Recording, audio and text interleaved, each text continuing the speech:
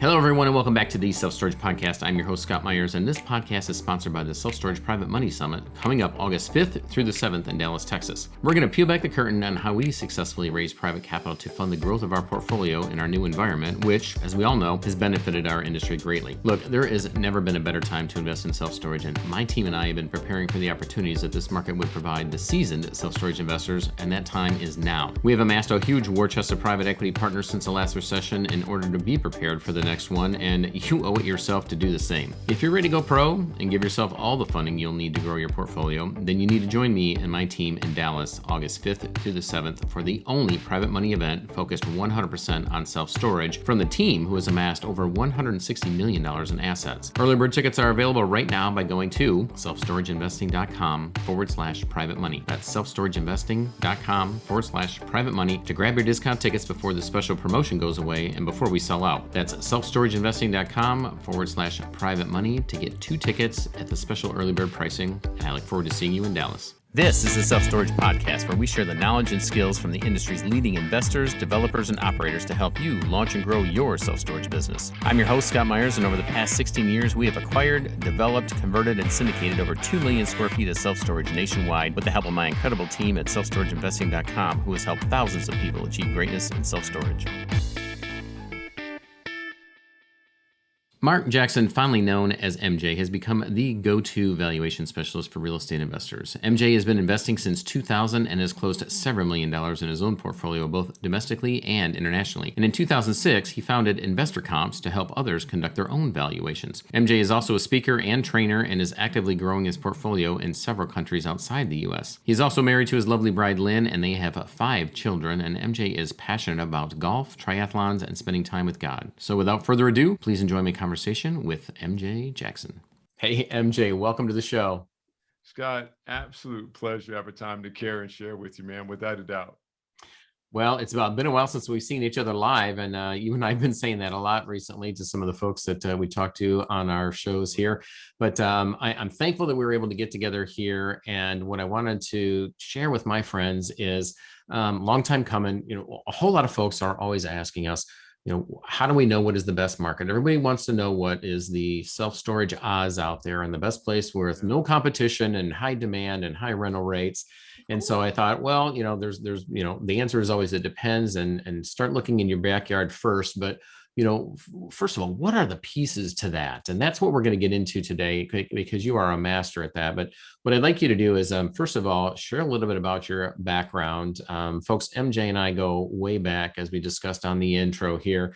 And the guy is just an absolute class act, but also an absolute master at peeling back a market and looking at not only comps on the residential side, but the underlying metrics as to what makes a good market a good market. So with that, MJ, I'll let you fill in the gaps in the bio that I left in the beginning, and tell everybody a little bit more about yourself.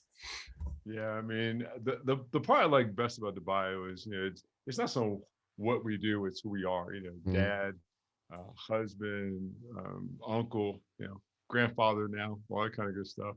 So those are things I really get excited about. But when we're talking about going back and really enjoying this thing called real estate, whether it's on the single family side, certainly on the commercial side, and in particular, doing self-storage, I mean, my approach to this came from being a real estate appraiser. Was buying my first home a couple of weeks ago. We'll say how many multiples of weeks that was, but it was a couple of weeks ago. And just really falling in love with the numbers. I have an accounting degree. So doing the ratios on square footage adjustments was intriguing to me. And then this was in the mid 90s, and digital cameras had just come out. So an opportunity to not really have a reason to buy a digital camera, but an excuse to buy a digital camera by doing appraisals is one of the things that really perked my interest in just how the information was moved around a real estate appraisal just spoke to me. So I was in corporate at the time and decided I was going to take a buyout and actually develop my own appraisal firm, do the apprentice work behind it. But it was such, I want to say, Scott, it was like divine intervention. This was something that was so very different from the business world or the accounting that I was doing with the company I was with. And it just spoke to me. The average appraisal firm is 1.2 people. So basically it's the appraiser and a little bit of help. And by working with mortgage companies and just really being engaging, how we network, you and I, with other people, was able to actually get my appraisal firm going out the door after I got licensed with 6 appraisers and an office manager. And so we just went at it like gangbusters. Within a couple of years, actually had 28 contractors, 3 licensed appraisers that were doing all the reviews, and I was what was considered certified residential. And in 2004, we sold that business. But here's the thing. The reason that we were so successful wasn't so much the refinance appraisals we were doing or the purchase contract appraisals. It was the work we did with investors, because overwhelmingly they would come to us because I was teaching not just get 3 comps, get 3 listings, do an appraisal. It was more, if you've got a property that you're looking to transition by either doing a flip or doing some type of renovation and long-term hold for income, there were other analysis points that we went and we provided to investors so that they know they were making a profit when they buy. They have a real comfortable idea of what the acquisition value was of the property, but also what the long-term after repair value would be. So you can't just say, well, what's the property worth, or rely on someone else to tell you what the property's worth. There's an analysis we do through the business that we created after the appraisal firm, now InvestorComps, that we support all the major market areas in the country so that wherever you are, you can do really solid analysis, gaining that feeling of confidence and just real sense of control that you're going to do well on each and every project. And I love being in that space. It's been a better part of 20 years now. And here's the thing. You take the basic principles that I learned working in the market area in Georgia. I did get licensed in Alabama and reciprocal license in South Carolina. So my boundaries spread a little bit, but it wasn't so I started working with other clients and coaching students, doing deals in Pennsylvania, in New Jersey, in New York, in Connecticut, in Florida, in Alabama, in Texas, in California, Alaska, Hawaii, the territory of Puerto Rico, that you take the same valuation of principles, the things that we do to analyze the market area, and then you can be just as successful in your own backyard or someone else's backyard when you know what to look for, taking what we refer to is a valuation first approach. So that's a little bit more of how I got into this space, why I love it so much. And, it'd be what I'm doing for as long as I can do it. Well, and that's why I wanted to have you on here, because you're doing it better than just about anybody else that I know. So we've had this question come out, and we often do this as well. And Yeah. our approach is, typically we have opportunities that are brought to us in joint ventures, and then after that, we've already had the market analysis done for us, or we'll dig into it a little bit, but then we're looking to double down and then get economies of scale and then increase our portfolio within those markets once we see that there's some metrics that we like. But even prior to that, there are folks on the front end that are looking into a market to say, okay, well, rental rates need to be high here. There needs to be, of course, looking at competition and the supply index of self-storage. But what we really want to find out is growth. And, we can see it if we drive around it. But, what are some of the areas and the metrics that we can find online if somebody is looking to go into a market, in terms of, say, permitting, that I know you're big on, and, how do we find out where the true growth is without actually knowing or being in that market? Some of the homework that we can do ahead of time. Would you mind sharing some of your secrets in that end? Yeah, we call those appraiser secrets. Yeah. Super secrets. There you go. That's what we call our podcast, appraiser secrets. But here's the thing. When I was teaching appraisers, and this is important. So for your listeners, if you take notes, whatever the case may be, or go back and listen to us again, get it. When you're looking at a market area, now that's whether you're on the ground or utilizing Google Maps or whatever the case may be, you're doing your online analysis. I always taught my appraisers that when they're going to look at a market area, drive it first. And when you go, don't just drive in on Highway 16 from the north using your, your GPS, go to the property, and okay, well, that's how I get in, turn around and go back out. That is to your detriment. And whether you're doing it live and on site, or if you're doing it utilizing map tools, because you want to see not just the street view around where the potential site is going to be, whether residential or commercial. You want to get a sense for all the different amenities as well as ingress, ingress, I call it ingress and egress points. I'm talking about highways, interstates, access roads. You want to get a sense for how traffic moves around that potential site. That's going to really make a determination of the diversity in terms of assets already in that market area that would make either the residential acquisition or the commercial acquisition viable for you. Now, there's any number of different examples I can give. And so I'll do it both ways. I'll talk a little bit about the commercial side and a little bit about the residential side. When you're talking about growth areas, okay, overwhelmingly, what you see now in market areas is you're going to keep your eye out if, in fact, there's distribution centers going in. What I mean by that, it's going to be something that's where you've got a Google Fiber hub going in. You obviously are going to have distribution either for a DHL, for FedEx is another one. FedEx ground facilities. You're going to be looking for a new hub that might be a UPS facility, any type of distribution facility, or a distribution housing facility. Not so much the ones that are actually coming in and setting up and holding everything, and that's where deliveries take place, but literally where the sorting goes on and then is moved to a local hub or spur where the distribution actually takes place.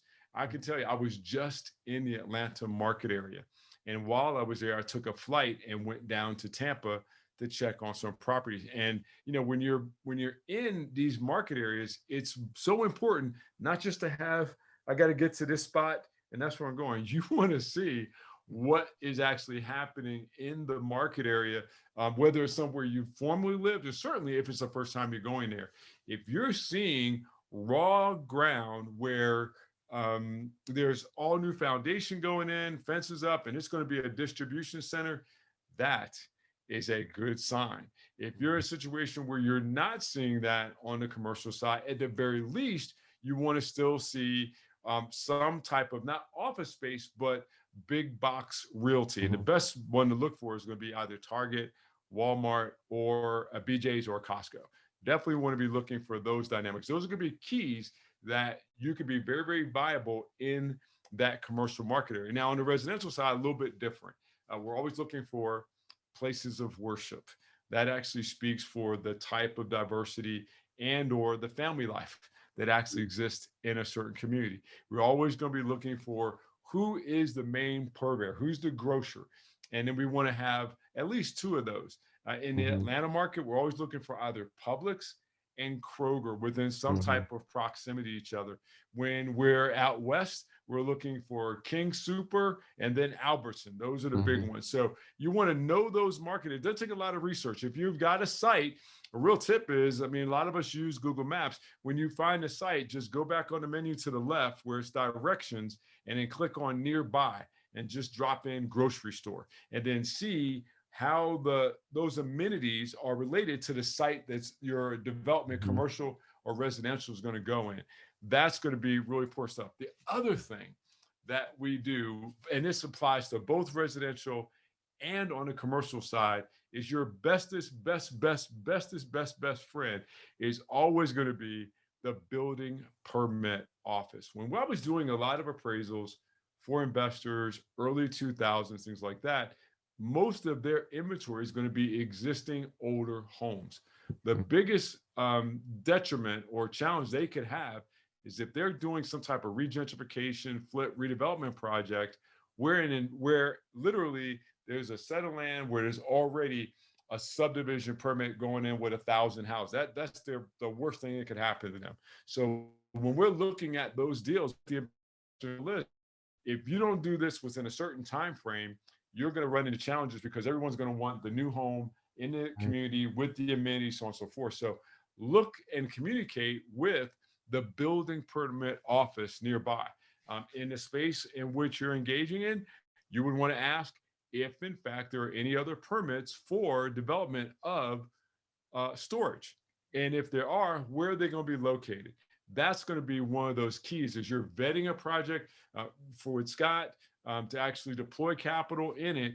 You want to know that not so much that he's got the market corner, but that he's not going up against a half dozen other potential projects coming down the pipeline. So overwhelmingly, that building permit office in any municipality in which you're looking to invest is going to be your just a really great asset. I was going to say best is best friend again, but anyway, it'd be a great asset too. So MJ, we agree 100%. First of all, we always say, and when I go into a market, it's head on a swivel. No matter where I'm going, I'm always looking around to see what's going on, looking for cranes, looking for activity, driving the four corners and the four directions from a site, and visiting zoning and also Chamber of Commerce, just to find out what's going on. So give us, let's take a little deeper dive.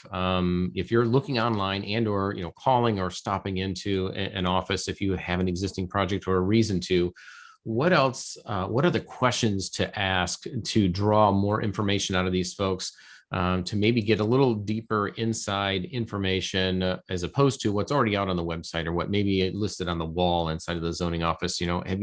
Have you pulled those folks out of the back and tried to draw more information out of them that may not have been out in the public eye to maybe get a leg up on your competition? Or are there any other tricks of the trade in order for us to have a leg up on our competition, if you will?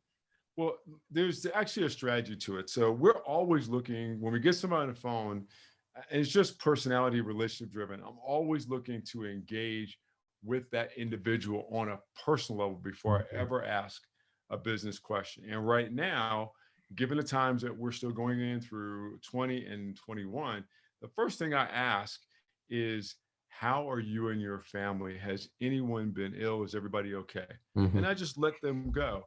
Either everyone's been fine, so on and so forth, or there's been a challenge, and that allows you to express empathy. Again, it's not so much about what you need right off the bat. It's how you engage with the person on the other side of the phone. Obviously, mid-morning calls, not first morning calls, but mid-morning calls are going to be your best bet in terms of engaging with the office, because our municipality team members that are out there working for counties and states, stuff like that, overwhelmingly, it's just personality driven. Look, I want to just do what I want to do first thing in the morning. I don't want any distractions. So your best bet is going to be a mid-morning call, or certainly sometime after lunch. That's what I find the best results. As you're communicating and developing that personal relationship first, then you can start with not so much your direct question, but tell me about the development in your town, either because you're familiar with it, or because, pardon me, it's where you live, whatever the case may be, or that you're vetting a project. How do you like living there? So on and so forth. What's it like going to school? Keep that interpersonal dialogue going, that type of thing. One of the other things I do ask too is when I do get somebody on the phone, I ask them, is this a good time for you? And therefore, you're setting that tone. If it's not a good time, then you're just setting up the opportunity to return a call back when it is. So there's just some things that I have always found and taught that even to get the best results of the information that I really desire, setting up the ability to allow that person to speak freely and candidly and openly in a very, very genuine way works and produces such a better result than, hey, how many permits you got going on for single family storage in this particular zip code? There's just different ways. So that's just some of the philosophy about it. Now, when I do get into, and again, the vast majority of work I do is in a single family space, so I'm binding it to commercial as well, because the principles are the same. The due diligence is basically going to be the same. Once I've gotten to their soft underbelly, that type of thing, and really gotten some work, now I'm betting to make sure I'm talking to the right person. Okay. So I get into just engaging with them in terms of how many permits are pulled, or who would I speak to, if it's not you, that is actively vetting the permits that are coming in for commercial development in your market area. And so again, it's layering the communication to get to the real nuggets that you want. And notice you're talking with the right person. Those are the things that really do make a big difference in terms of engaging. Now, one of the things you can do actually in terms of additional resources when you're engaging not just with the permitting office is using the tools like city data, Yeah. realty track, and one of the all-time favorites is U-Haul.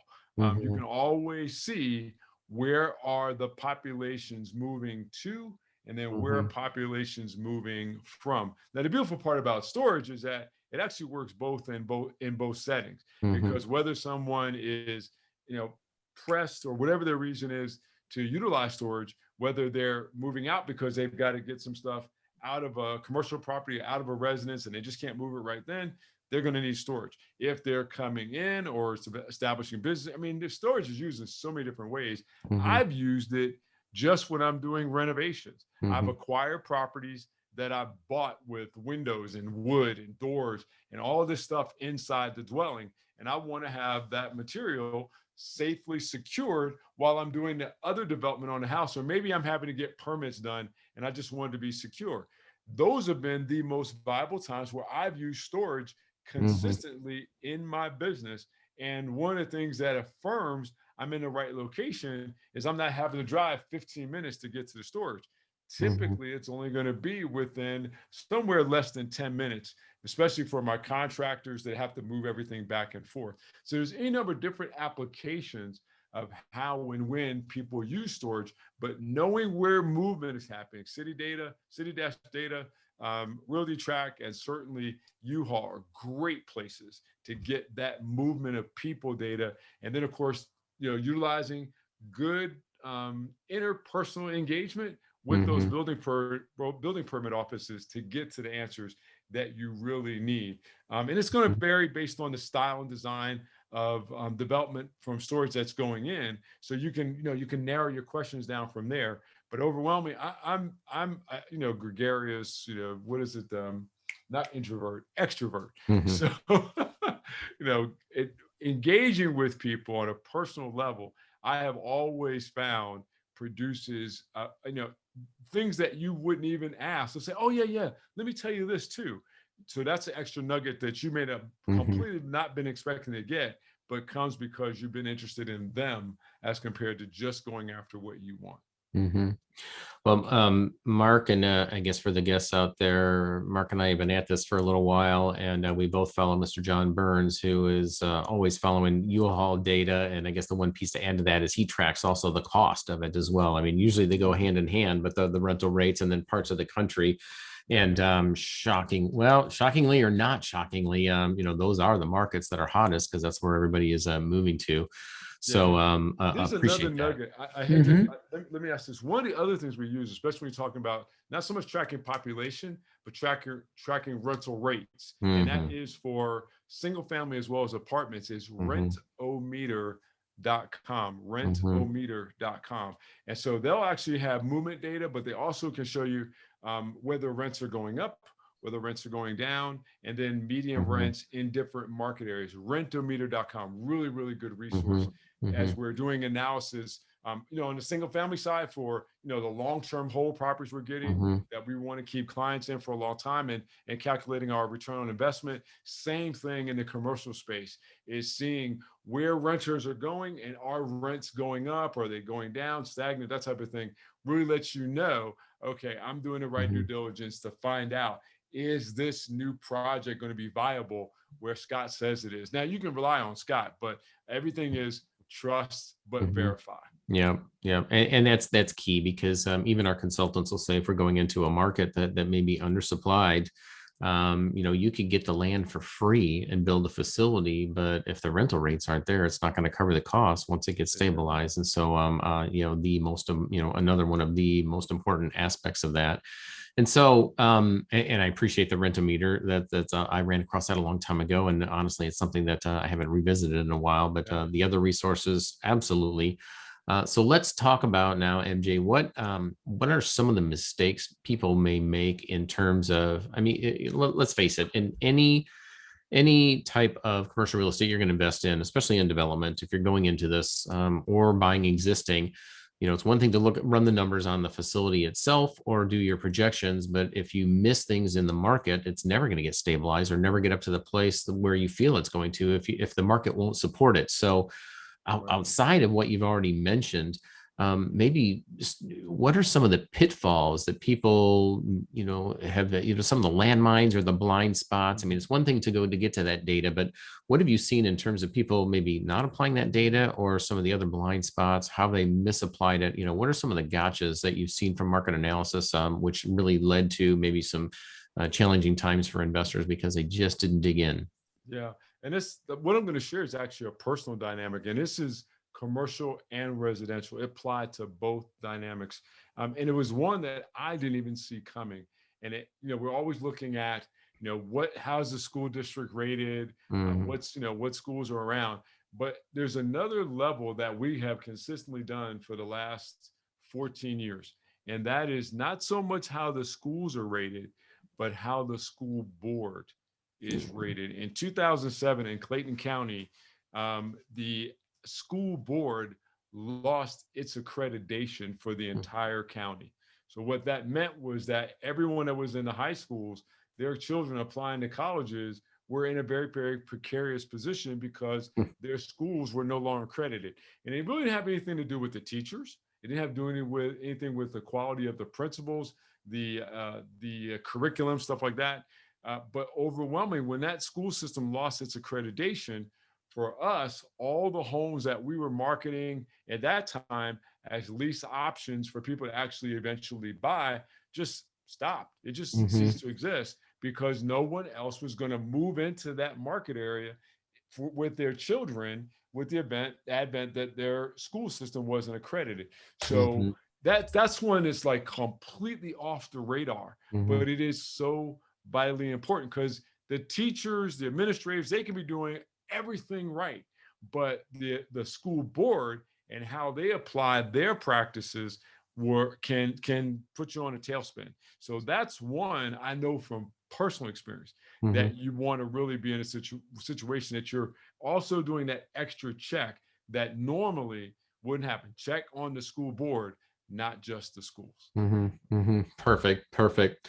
Well, MJ, as we wind down here, a couple things that I wanted to touch on. We talked ahead of time that you're spending a little more time down in Puerto Rico now, and we're hearing this more and more, not only from the guests we have on here, but just also in my circle. So, give me your take. I already know some of the benefits, but share with the audience a little bit more about your passion for PR, and how you're spending more time down there and why. Yeah, I mean, there's two main aspects to it. One is operating and providing offshore services to U.S. based entities or international entities. So you don't have to move to Puerto Rico. You just establish a business and it actually functions, provides those offshore services. And Hmm. you can basically take your S Corp rate, whether you're, in our case, we do teaching and training through InvestorComps, and we provide that Hmm. offshore. And so all the income that comes from there, our S corp now, rather than being taxed right now at 20.5%, which we know is a rate, and it's most likely going to go up given the Hmm. current administration. We can cut that to 10.5%, Hmm. and that's without Hmm. moving. That's just Hmm. doing the necessary send entity Yeah. and then running your Hmm. revenue through that entity. So Hmm. that's one way, and there's any number of different ways to do it. We have individuals that do day trading. We have individuals that provide professional practice services, attorneys, chiropractors. They basically will run their business through their Puerto Rican entity, still do Hmm. what they already do, but now it's Hmm. considered offshore services. There's a number of different strategies. That the other one is go and become a resident. Okay, Hmm. so being in the U.S. territory, you're still a U.S. citizen. You just travel with your driver's license, stuff like that. You have a lot of the protections that exist under the Constitution. It's just a basic principle. It's not a state. So Hmm. without representation, no vote, there's no taxation. So you don't vote in national elections, things of that nature. But you still have all the benefits of essentially the U.S. Constitution and being a U.S. citizen. Hmm. So your federal tax rate, whatever that is, if you're in the 20s, maybe a little bit higher income earner, whatever the case may be, by doing your residency, which only is 183 days, of which 30 days of international travel, because we all travel outside the Hmm. country, Yep. 30 days actually applies to that. So you could get it down to like the $1.50, $1.55 days. And if you live in any type of densely humid or cold climate, whatever the case may be, being in Puerto Rico from October to April is Yeah. it's phenomenal. So what that does is it drops your federal tax rate not by 4%, but to 4%. So you start thinking about doing the math. I mean, if you can save 6 figures on your tax bill, it's a no-brainer. You just do it. You just do it. So I'm actually going to be establishing residency in the next coming calendar year, but I've been acquiring single-family residential property down there, triplexes, single families, quadruplexes. I'm just doing a 9-unit building right now. Beautiful part I love about doing real estate there is it's still foreclosures, FHA. I mean, the U.S. citizen, they get FHA mortgages just like we get them in Georgia or Florida, Utah, whatever the case may be. And unfortunately, they come back on the books. So we're able to buy those at discounted property. But one of the biggest assets, it's very European. So all the construction is masonry walls, roofs, the whole works. And you don't need to put in ductwork for a furnace, for heat. It's not needed. So you take all that cost back and put on the books as far as your return on investment, because you don't have to maintain or anything. The other thing is that, again, masonry roofs. Now you're not dealing with shingles and rafters and plywood and all this other stuff. It's just a flat concrete roof. There's a seal you put on it every 15 years. So you can take all that cost out of your holding and goes right to your bottom line.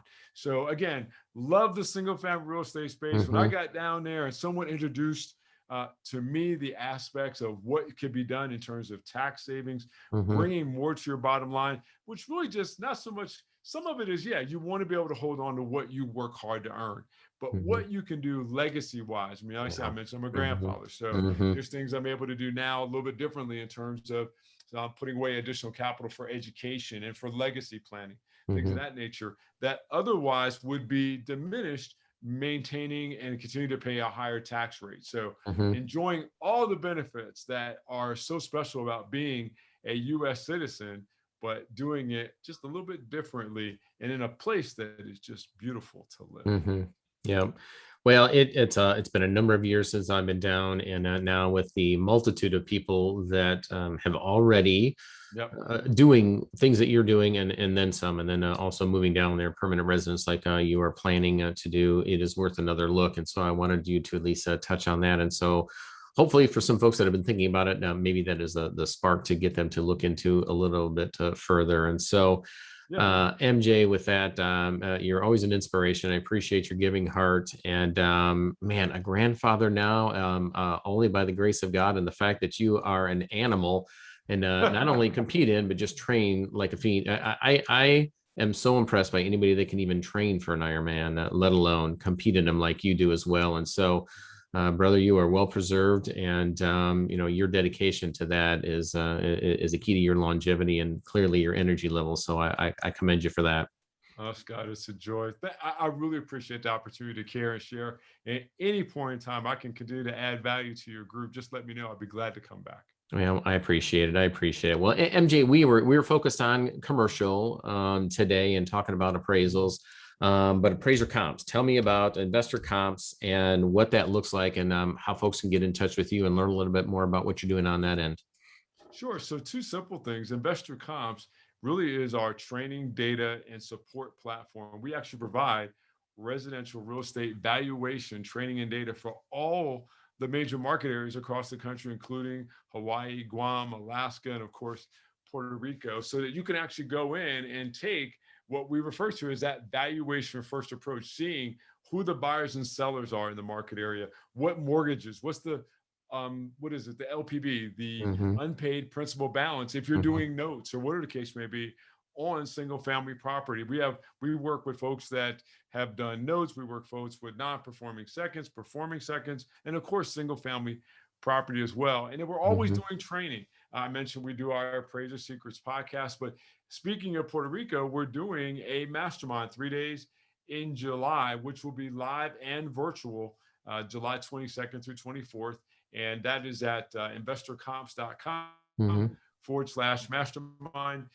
just a wonderful way to spend one day focused on real estate and getting that information, taking that valuation first approach.